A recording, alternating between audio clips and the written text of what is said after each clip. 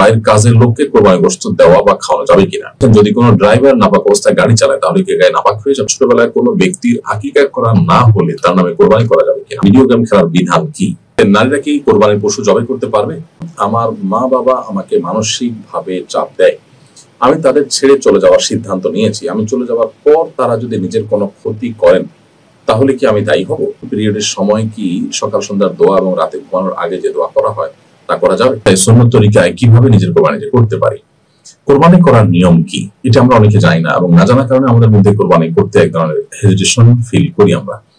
মূলত কোরবানি করা খুব সহজ একটি কাজ, এটি জটিল কোনো কাজ নয়, এবং নিজের কোরবানি নিজে হাতে করা উত্তম। বিশেষ করে একটা পশু আপনি দীর্ঘদিন লালন পালন করেছেন কিংবা কিনে এনে সেটাকে আদর যত্ন করে আপনি লালন পালন করেছেন 2-4 দিন 5 দিন যেটাই হোক, এরপরে পশু জবাই করতে আপনার মধ্যে একটু হলেও কষ্ট লাগার কাজ করবে। এখান থেকে আমরা শিক্ষা গ্রহণ করব যে কোরবানি আসলে আমাদেরকে ত্যাগের শিক্ষা দেয় এবং স্যাক্রিফাইসের শিক্ষা দেয়। আল্লাহর নির্দেশ পালনার্থে আমার প্রিয় জিনিসকেও ত্যাগ করতে আমরা শিখবো, সেই জিনিসটা কোরবানি আমাদেরকে শেখায়। তো এই জন্য নিজে হাতে কোরবানি করা উত্তম।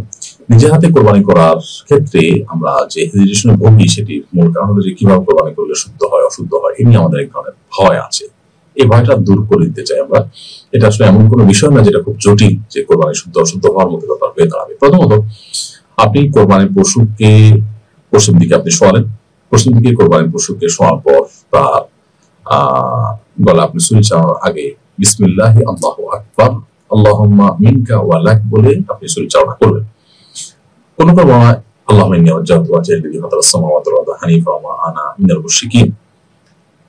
এই দোয়া পড়ার কথা বর্ণিত হয়েছে, যদিও সেই হাদিসের সনদে কিছুটা আপত্তিত হাদিস, তাহলে যা না বললে হয় তাহলে বিসমিল্লাহ আল্লাহু আকবার, বিসমিল্লাহ আল্লাহু আকবার বলে আপনি ছুরি চালনা করবেন। এবং পশুর যে খাদ্যনালী এবং শ্বাসনালী আছে, মোটামোটা 2টা নালী, এগুলো যেন কাটা যায়, এবং দুই পাশে 2টা সরু বা চিকন নালী আছে সেগুলো যেন কাটা যায়। তাহলে এই নালীগুলো কাটা গেলেই আপনার কোরবানি বিশুদ্ধ হয়ে গেল। সাধারণত কোরবানির পশু শোয়ার পর কোরবানির পশুর যে কান, এটা পশুর গলার দিকে ভেঙে ধরলে যে জায়গায় কানের গোড়াটা থাকে ওই জায়গা নরম জায়গা দেখে, মানে হাড্ডি যেন না পড়ে, নরম জায়গা দেখে হাত দিয়ে ধরে যদি দেখা যায় নরম জায়গা, সেখানে বিসমিল্লাহ আল্লাহু আকবার বলে ছুরি চালনা করা যেতে পারে। এবং ছুরি চালানোর পর দেখাই যাবে যে নালীগুলো কাটা গেছে, একটা একটা করে পরিষ্কার দেখা যাবে।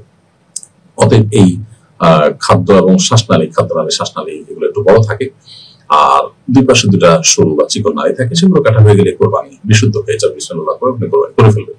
কোরবানি করার পর সেটা নিজের পক্ষ থেকে বলবেন আল্লাহ এটা আমার তরফ থেকে কবুল করেন, যেভাবে আপনি ইব্রাহিম আলাইহিস সালাম এবং মুহাম্মদ সাল্লাল্লাহু আলাইহি ওয়াসাল্লাম কোরবানি কবুল করেছেন। আল্লাহুম্মা তাকাব্বালহু মিন্নি কামা তাকাব্বালতু মিন খালিলিকা ইব্রাহিম ওয়া হাবিবিকা মুহাম্মদ সাল্লাল্লাহু আলাইহি ওয়াসাল্লাম।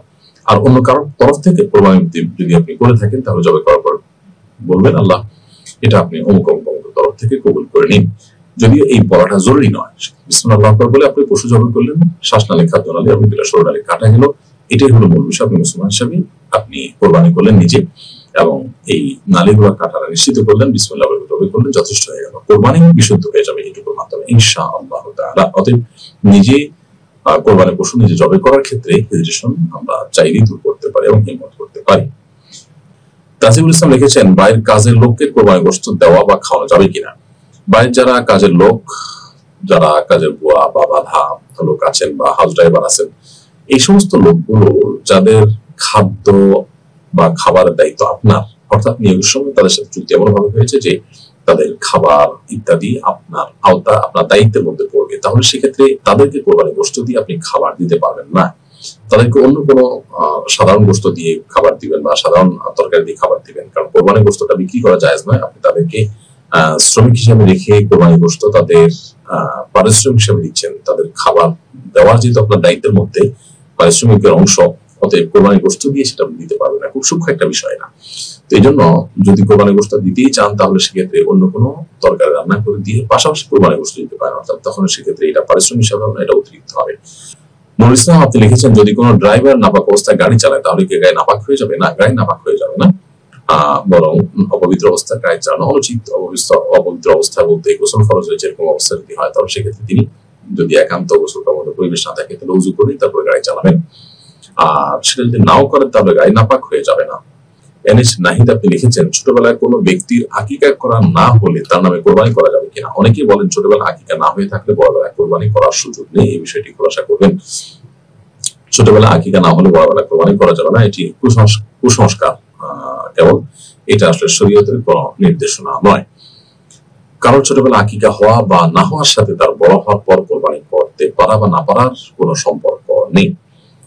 কারণ ছোটবেলা আকিকা হয়নি, তারপর তিনি বড় হওয়ার পর সচ্ছল হন, তারপরে কোরবানি ঠিকই পড়ে। তবে যদিও আকিকা ছোটবেলা না হয়ে থাকলে তার নিজের আকিকা নিজে করার সুযোগ রয়েছে, কারণ নবী সাল্লাল্লাহু আলাইহি ওয়াসাল্লাম তিনি নিজের পক্ষ থেকে কোরবানি আকিকা করেছেন, বিধায় নিজেরা এখানে নিজে করতে পারেন। কিন্তু সে আকিকা যদি নাও করা হয়, তার সাথে কোরবানি করা না করার কোনো বিষয়টি কিন্তু সম্পৃক্ত নয়। তহিদুর রহমান লিখছেন, ভিডিও গেম খেলার বিধান কি? মুসলমান অর্থক সময় নষ্ট করবে না, অতএব ভিডিও গেমস ইত্যাদি খেলে তার জন্য সময় নষ্ট করা জায়েজ নয়। আল্লাহ তাআলা বলেছেন, যে সমস্ত ইমানদাররা অর্থ কাজ থেকে বিরত থাকে তারাই সফল এবং সার্থক মুমিন হয়ে থাকে। আর তাছাড়া এই সমস্ত ভিডিও গেমস এর মধ্যে মিউজিক থাকে, নানা রকম হারাম বিষয়গুলো থাকে এবং কোনো কোনো ক্ষেত্রে শিরকপূর্ণ বিষয়গুলো থাকে, শয়তানি বিভিন্ন বিষয় এখানে প্রবেশ করে দেওয়া হয়। এই জন্য এগুলো অ্যাভয়েড করা উচিত একজন ইমানদারের। হামিদা কায়সার লিখেছেন, নারীরা কি কোরবানির পশু জবাই করতে পারবে? কোরবানির পশু জবাই করার ক্ষেত্রে নারী এবং পুরুষের কোনো পার্থক্য শরীয়তে কোথাও করা হয়নি, বরং কোরবানির পশু জবের যে নিয়ম আছে সেটা যদি ফলো করে একজন মুসলিম নারী কোরবানির পশু জবাই করেন, তাহলে তার জবাই করা পশুও খাওয়া হালাল হবে এবং তার কোরবানি বিশুদ্ধ হবে। তবে সাধারণত এবং সচরাচর এটি পুরুষরা করে থাকেন। একে তো পরিশ্রম সাধ্য কাজ, কষ্টসাধ্য কাজ, এবং বিশেষ করে গরু বা ছাগল কয়েকজন মিলে ধরতে হয়, গরু বিশেষ করে কয়েকজন মিলে ধরতে হয়। সেখানে আসলে পুরুষরা ধরাধরি করে শক্তি দিয়ে ধরতে হয় এবং তারাই জবাই করার ব্যাপারটি চলে আসে। সেজন্য যদি কারোর এমন কোনো পরিস্থিতি তৈরি হয় যে পশু জবাই করার মতো কোনো পুরুষ মানুষ নেই, তাহলে একজন নারী জবাই করলেও সেটা বিশুদ্ধ হয়ে যাবে। ধরুন একটা মুরগি, হাঁস, সাধারণ সময় যেগুলো জবাই হয়ে থাকে কোরবানির বাইরে, সেগুলোতে একজন নারী করতেই পারেন।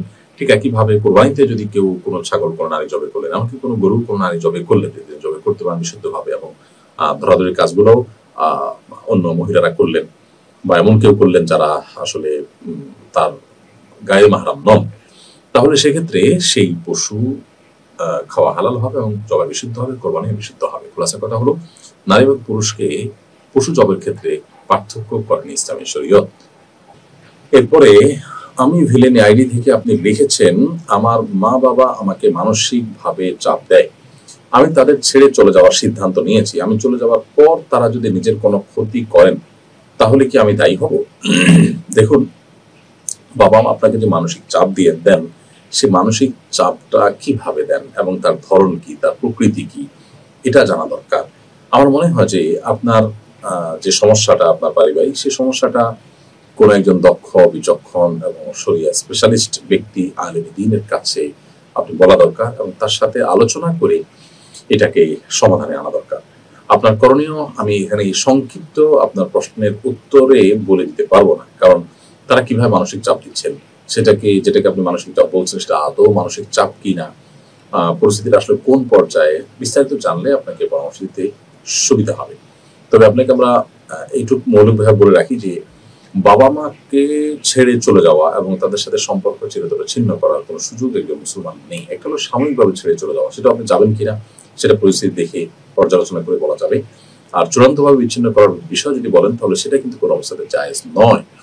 প্রয়োজনে আপনি যদি তাদের কাছে থাকলে অসুবিধা হয়, তাহলে সেক্ষেত্রে দূরে থাকার সিদ্ধান্ত নিতে পারেন। তবে সেটাও আমি যেটা বললাম, যে কোনো আলেমের সাথে কাউন্সিলিং করে বা কোনো আলেমের সাথে পরামর্শ করে তারপর আপনি করবেন ইনশাআল্লাহ তাআলা। এমনি তুহিন পণ্ডিত আপনি লিখেছেন, আমি একটা মাছের আড়তে হিসাব রক্ষক হিসাবে কাজ করেছি। আমরা বিভিন্ন পার্টির মাছ বিক্রি করতাম। পার্টির মাছ বিক্রি করলে পার্টি কেজি প্রতি 10 টাকা লাভ দেয় এবং 3 ভাগ কমিশন দেয়, কিন্তু আমার মহাজন আমাকে কেজি প্রতি 20 টাকা করে রাখতে বলতো এবং কেজিতে কম দিয়ে সেই টাকা লাভের খাতা যোগ করতে বলতো। এখন এই যে মানুষের হক নষ্ট করা হয়েছে, এটার দায়ভার কি আমার হবে না নাকি মালিকের হবে? আমি চাকরিটা এখন ছেড়ে দিয়েছি। সন্দেহাতীত ভাবে এটার মূল দায়ভার আপনার মালিকের হবে, যে তিনি অন্যায় কাজ সরাসরি করেছেন, এর প্রত্যক্ষ মদত নির্দেশদাতা তিনি এবং এটার সুবিধাভোগীও তিনি মূলত। কিন্তু আপনি যেহেতু তার এই অন্যায় কাজে সহযোগিতা করেছেন, এই জন্য মদতদাতা হিসাবে, সহযোগী হিসাবে আপনি কিন্তু আল্লাহর কাছে দায়ী থাকবেন। সেজন্য আল্লাহর কাছে আপনার তওবা এবং ইস্তেগফার করা উচিত এবং মাপ চাওয়া উচিত যথাযথভাবে, এবং ভবিষ্যতে এরকম অন্যায় কাজ না করার সংকল্প থাকা দরকার। আল্লাহ তাআলা আপনাকে আমাদের সবাইকে হেফাজত করুন। শামিরা ইসলাম রেফা আপনি লিখেছেন, পিরিয়ডের সময় কি সকাল সন্ধ্যার দোয়া এবং রাতে ঘুমানোর আগে যে দোয়া করা হয় তা করা যাবে? মাসিক চলাকালীন সময় সকাল সন্ধ্যার দোয়া আপনি করতে পারেন, রাত্রে ঘুমানোর আগের দোয়াগুলো করতে পারেন।